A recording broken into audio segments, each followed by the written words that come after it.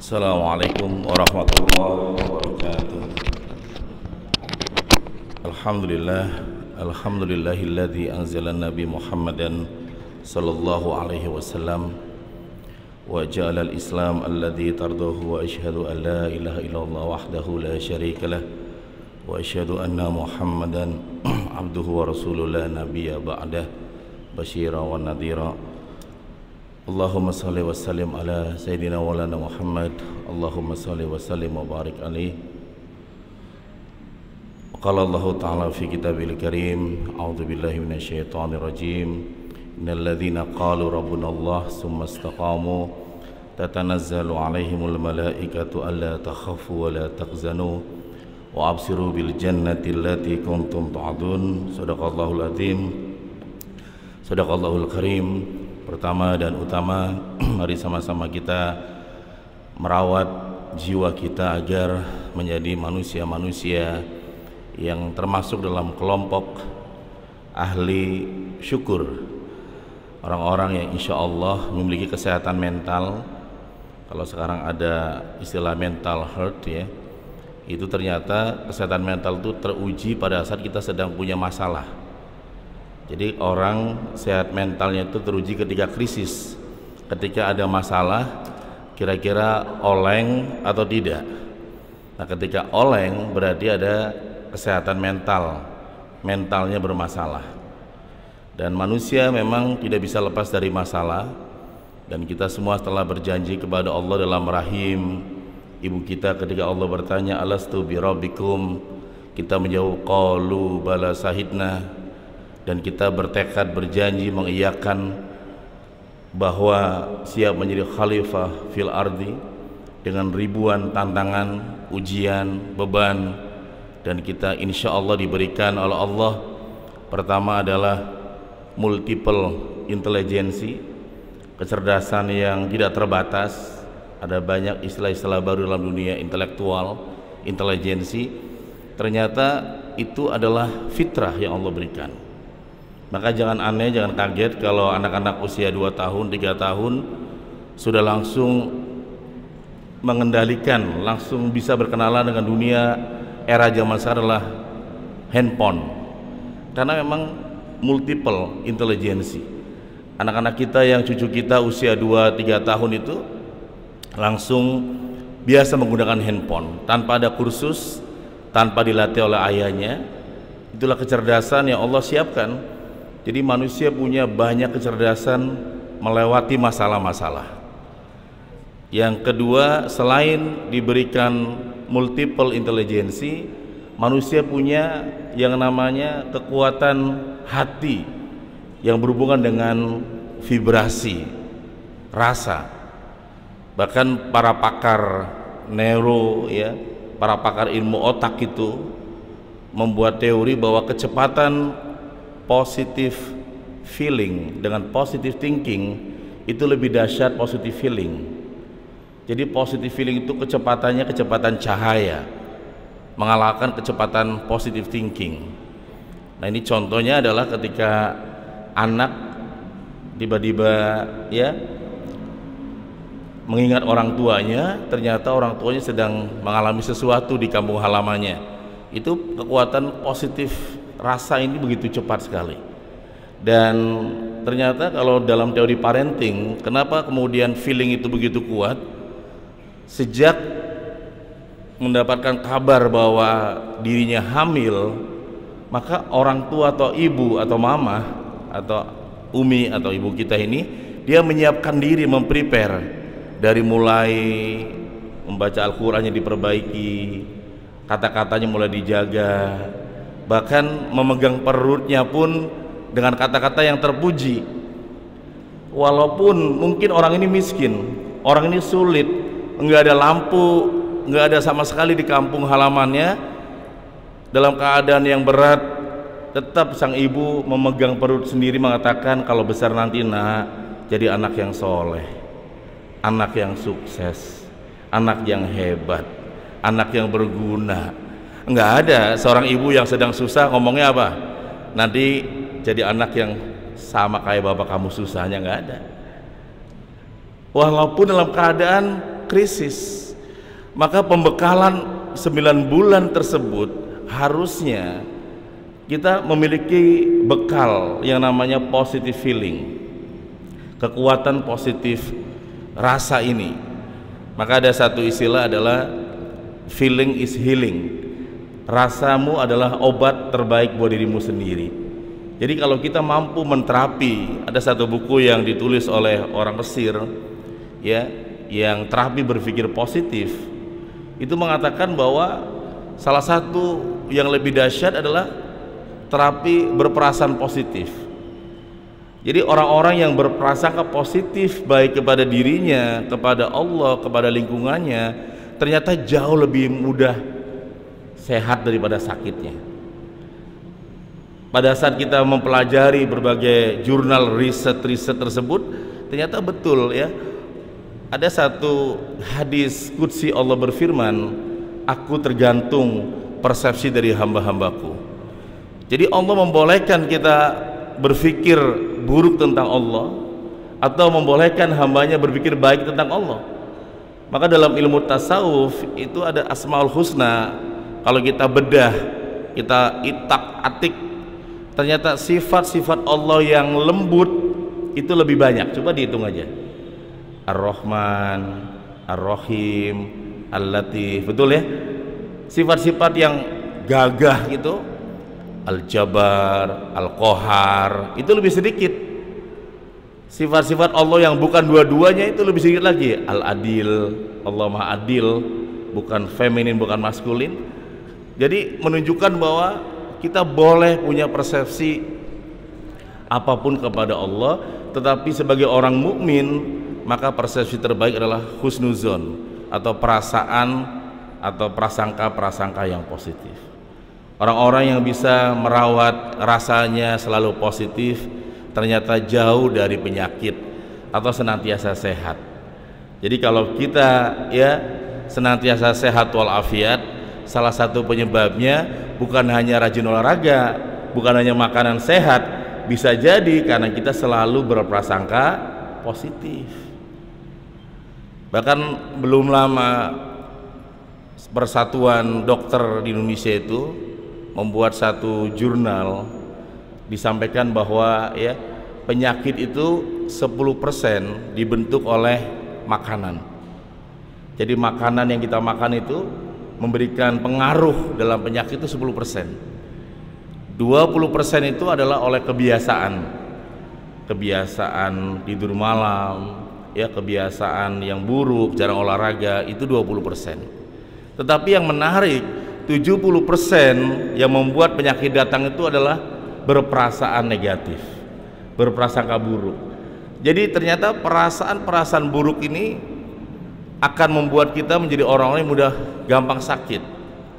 Oleh karena itulah setelah kita melewati Ramadan 1 bulan, dilatih dengan sungguh-sungguh oleh Allah dengan berbagai cara-caranya, dari siang dan malam kita dibentuk, kita melewati Syawal kemarin ya, dan kita diminta oleh Allah menjadi manusia-manusia ya fitrah, manusia-manusia terbaik atau manusia-manusia takwa. Ya kalau di Al-Imran itu minimal takwa itu ya 3 hal itu ya, 130 itu Al-Imran. Pertama adalah orang yang takwa itu adalah orang yang menginfakkan hartanya dalam keadaan lapang dan sempit.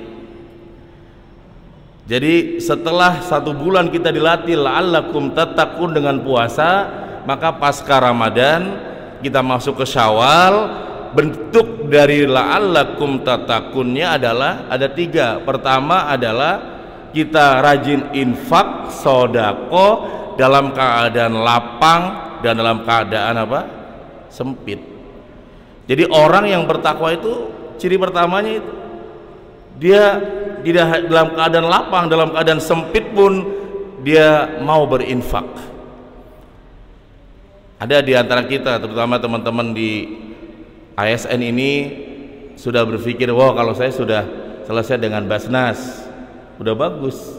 Tapi jangan salah, kadang-kadang kita ini ada zakat-zakat tertentu, ada zakat mal, kita punya profesi tertentu, kita punya dagang, kita punya usaha, kita punya bisnis di luar, kita punya profesi hari ini. yang kadang-kadang sering lupa. Maka kita juga mensucikan diri kita dengan berinfak, mensucikan diri kita dengan berzakat, berinfak. Maka apa yang terjadi? Allah memberikan sebuah kegembiraan, wa absiru bil jannah. Allah berikan kegembiraan surga selama kehidupan dia di dunia wal akhirah.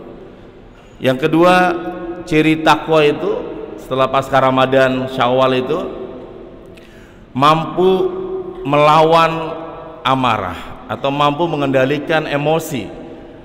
Jadi 1 bulan setelah kita dilatih Ramadan dengan begitu sungguh-sungguh di Syawal kemarin tersebut sampai hari ini misalkan, kita dibentuk bagaimana mengendalikan amarah.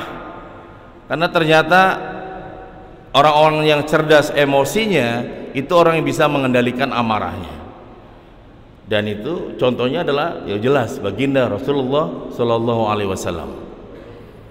Bayangkan ya, Nabi itu menjelang wafatnya memanggil putrinya, suruh berkumpullah Abu Bakar dan semua para sahabat di masjid. Dan Nabi kemudian mengatakan, siapa di antara kalian yang pernah saya sakiti, silakan boleh mengkisos, membalas dendam ke saya, membalas ke saya. Ya pasti nggak ada yang berani, diem semua. Nabi ulangi lagi, ada nggak? Silakan. Nggak ada yang berani lagi. Silakan, sebelum saya bertemu Allah, ada nggak yang pernah saya sakiti, dan silakan boleh membalas ke saya, kata Rasulullah. Tiba-tiba ada satu orang yang belum lama dia masuk Islam dan dia mengatakan, saya ya Rasulullah, kenapa? Waktu saya berperang denganmu, saya dicambuk olehmu bagian dada ini, dan saya ingin membalas kepadamu. Di forumnya Rasulullah, di tempat masjidnya Rasulullah, ada orang ingin membalas Rasul, dan Rasul tetap tersenyum, tetap bisa mengendalikan amarah. Kata Rasul, ambilkan cambuk. Diambilkan cambuk, kemudian kata mu'alaf ini, waktu engkau cambuk saya dalam keadaan nggak pakai baju, telanjang dada. Rasul nggak marah, sahabat hanya bisa menangis karena Rasul nggak mau dibela oleh sahabatnya. Dan kemudian mu'alaf ini yang belum lama masuk Islam ini mengangkat cambuknya, kemudian Rasul membuka bajunya dan tersikaplah sebuah cahaya yang begitu istimewa, dan orang yang mau mencambuk ini melempar cambuknya dan langsung lari memeluk Rasulullah SAW dan mengatakan, ya Rasul, jangan tinggalkan aku ya Rasul, bimbinglah aku ya Rasulullah. Dan Rasul mengatakan, engkaulah salah satu calon penghuni surga bersamaku kelak. Dia bernama sahabat Uqasyah. Jadi hikmah dari kita bisa mengendalikan amarah, ternyata ada hikmah yang besar. Pada saat kita bisa mengendalikan amarah, ternyata Uqasyah ini bukan mau mencambuk, tapi dia rindu, dia menyadari bahwa Rasul akan wafat, akan meninggalkannya, dan ingin bisa memeluk Rasulullah. Dengan cara itu dia bisa memeluk Nabi, maka menjadi sahabat yang istimewa gitu. Seandainya Nabi marah, tentu akan berbeda persepsinya. Nabi mencontohkan dalam situasi yang dia mampu pun Rasul memilih untuk tetap tersenyum. Maka hasil dari Ramadan dan Syawal kemarin, selain kita berinfak dalam keadaan lapang dan sempit, yang kedua, mari kita memperbaiki, mengendalikan emosi kita, menganalisa mana-mana saja yang harus kita hancurkan satu persatu. Kapan kita bisa marah, kapan kita juga bisa menahan emosi, dan sebagainya. Dan yang terakhir, orang-orang yang takwa itu adalah orang-orang yang memiliki jiwa pemaaf. Dia seluas samudra, jiwanya pemaaf, sehingga enggak ada dendam satupun dalam kehidupan dia, menjalani hidup tanpa beban. Bayangkan orang yang membenci itu Dalam teori-teori psikologi modern itu saraf yang bekerja 360. Jadi orang yang dia dendam kepada satu orang, kesel kepada satu orang, satu teman, benci kepada satu keluarga atau satu orang aja, itu saraf yang bekerja 360. Maka otaknya udah lelah duluan, udah capek, nggak produktif. Sementara orang yang jiwanya pemaaf, itu saraf yang bekerja hanya 3, dia nggak lelah. Maka orang-orang yang memiliki dendam itu akhirnya sering nggak fokus, sering nggak produktif dalam pekerjaannya. Dia gampang lelah, gampang capek, gampang mengalami kebingungan, karena ternyata memaafkan tuh nggak mudah.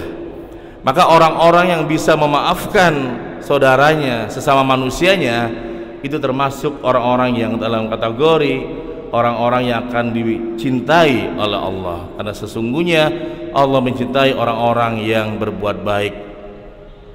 Allah sangat mencintai orang-orang yang berbuat baik, dan semoga kita semua mampu merawat kualitas takwa kita pasca Ramadan, Syawal, dan seterusnya sampai akhir hayat kita menjadi manusia-manusia insyaallah takwa seperti Allah firmankan. Dan semoga kita merawat istiqomah dengan satu langkah kecil dan lama-lama menjadi besar, karena orang-orang istiqomah insyaallah memiliki karomah yang luar biasa. Dan mari sama-sama kita berdoa kepada Allah, semoga Allah senantiasa menjadikan kita, membimbing kita menjadi manusia-manusia takwa, manusia-manusia yang beriman kepada Allah, dan membuat Islam semakin mulia, Islam semakin punya nama makin besar, Islam semakin dicintai, dan Islam semakin banyak orang masuk ke Islam dan menjadi orang-orang yang beruntung. Amin, Allahumma amin. Sama-sama mari kita membaca salawat, dan sebelum salawat kita baca suratul Fatihah. A'udzubillahi minasyaitonirrajim. Bismillahirrahmanirrahim. Alhamdulillahirabbil alamin arrahmanir rahim maliki yaumiddin. Iyyaka na'budu wa iyyaka nasta'in ihdinas siratal mustaqim siratal ladzina an'amta 'alaihim ghairil maghdubi 'alaihim waladdallin. Allahumma salli ala sayyidina Muhammad. Allahumma salli wa sallim wa barik alaih. Allahumma inna nas'alukal huda wa tuqa wal afiyata wal ghina. Allahumma inna na'udzubika min ilmi la yanfa'u wa min aini la tadma'u wa min qalbi la yakhsha'u. Allahumma surna bisidrikal jamil. Allahumma surna bisidrikal jamil. Allahumma surna bisidrikal jamil. Allahumma arzuqna fahman nabiyyin wa khifdal mursalin wa ilhamal malaikatil muqarrabin birahmatika ya arhamar rahimin. Allahumma rabbana atina fid dunya hasanah wa fil akhirati hasanah wa qina adzabannar wa qina adzabannar wa qina adzabannar. Wa nakhtimul Fatihah. A'udzubillahi minasyaitonir rajim. Bismillahirrahmanirrahim. Iyyaka na'budu wa iyyaka nasta'in ihdinas siratal mustaqim siratal ladzina an'amta 'alaihim ghairil maghdubi 'alaihim waladdallin. Akhirul kalam, wassalamualaikum warahmatullahi wabarakatuh.